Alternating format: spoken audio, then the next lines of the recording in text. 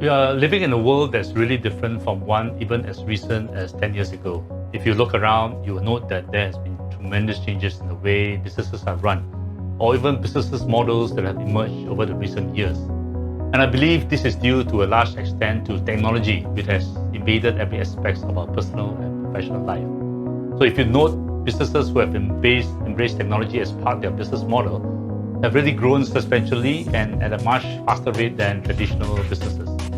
Unlike a traditional business which has a linear growth and where every step can be measured, for example, if you take 30 steps to the front, you will be 30 meters away. A business based on exponential technologies have like a kind of hockey stick curve, and where its rate of growth ramps up exponentially, which makes the implication very difficult to predict.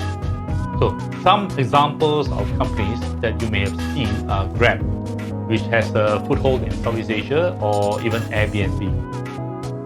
The ability to scale in this kind of organizations lies in its integration with accelerating technologies and other attributes such as staff on demand. So an example of staff on demand will be like Uber. So Uber is an ecosystem comprising an interface or app leveraging on the assets of others to create a network of drivers providing ride services.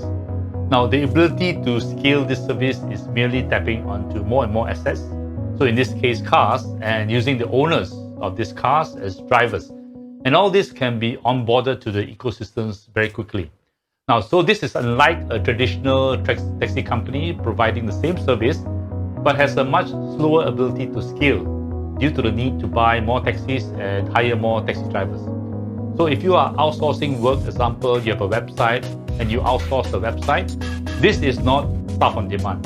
The staff on demand is usually focused on the core activity that we are usually doing as a company, like Uber, which I explained earlier, or OpenEXO, which is a transformational company, and the coaches that are in the community are staff on demand.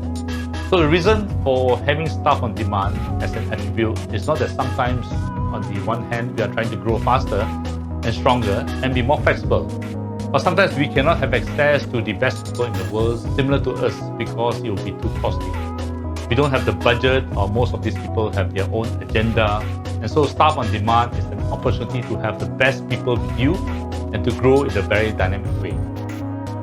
Moving forward, it will be imperative for organizations to understand some of these attributes that needs to be considered in this age of disruption, which is moving from a scarcity to an abundance business model, and to adopt an exponential thinking mindset to not only survive but thrive in a new business economy. Thank you.